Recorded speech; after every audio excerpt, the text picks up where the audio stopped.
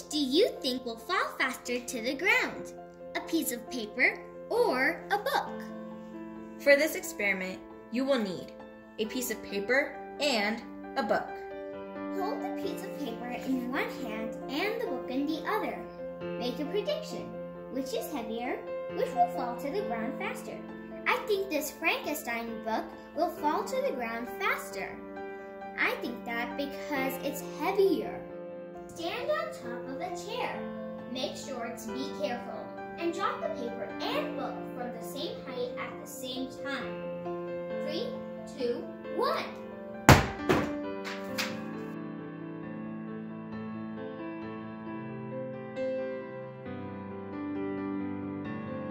So, the paper was gliding down, and it took some time, but the book immediately fell down.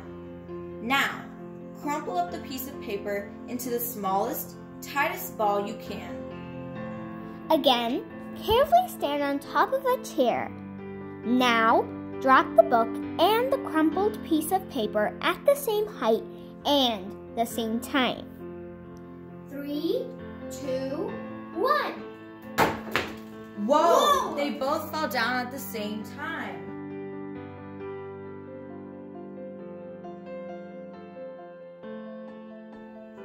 Now, try this. Take another piece of paper and drop it at the same height at the same time with the crumpled piece of paper to compare to. 3, 2, 1.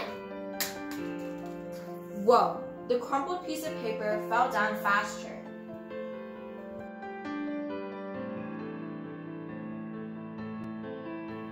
All objects are pulled to the ground by gravity at the exact same rate, 9.8 meters per second squared.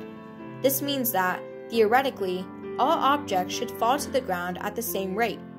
But the paper that wasn't crumpled up fell slower than the paper that was crumpled, and the book.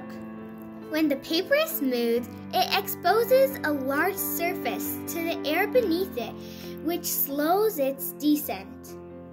Once it's crumpled, the surface which comes in contact with the air is much smaller, allowing it to fall much faster. All objects are attracted to the ground by the same force, gravity. They all fall at the same speed unless air offers a resistance strong enough to slow them down. If you like this video, please like, share, and subscribe.